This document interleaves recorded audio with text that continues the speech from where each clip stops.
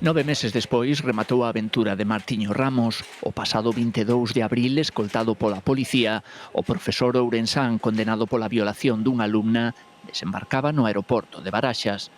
En realidade, a súa fuga rematara en novembro, cando a Policía Nacional Revolucionaria de Cuba anunciaba a súa detención a petición de Interpol. Está tranquilo y sí que estaba en su domicilio que tenía en La Habana.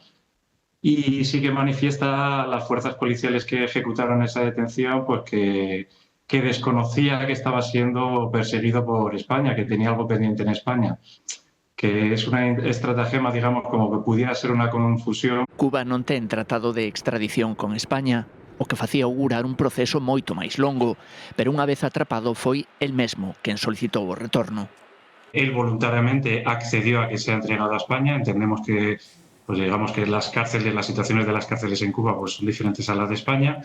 Inicialmente habíamos hablado que podía ser años, entonces ahora en cuestión de meses se ha solventado esa extradición. Polo momento, Ramos está encarcerado en Soto del Real, aínda que non está claro onde acabará cumprindo os 13 anos e medio de condena.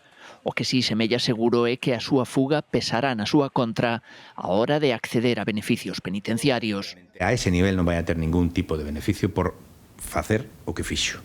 E a nivel de condena, a condena é firme e hai que cumplila. Pablo Pedrozo é o abogado da vítima, adolescente no momento dos feitos. Ela respira hoxe máis tranquila. É unha alegría para o entorno da vítima e para a propia vítima, sin duda alguna.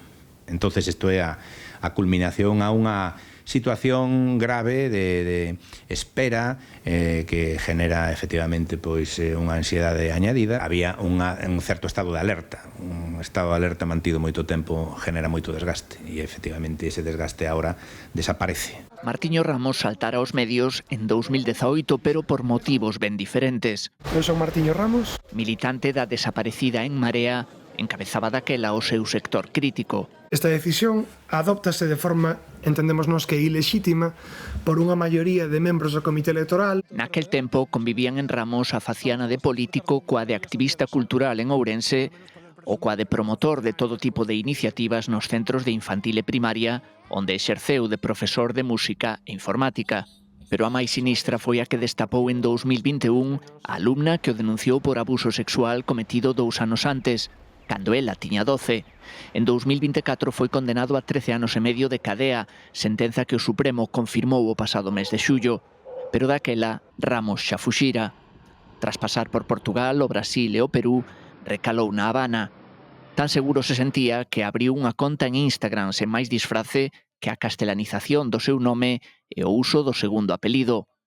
Tan seguro que se movía sen reparos polos ambientes culturais e artísticos da illa, onde se presentaba como fotógrafo.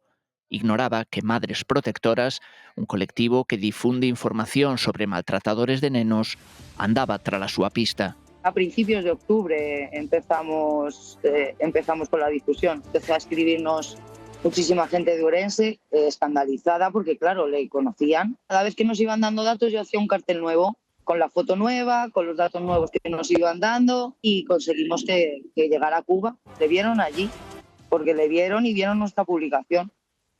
Está aquí y nos mandaron directamente el perfil de Instagram de él. Martiño Ramos, o home das 1000 caras, suma agora unha máis, a de violador entre reixas por unha longa tempada.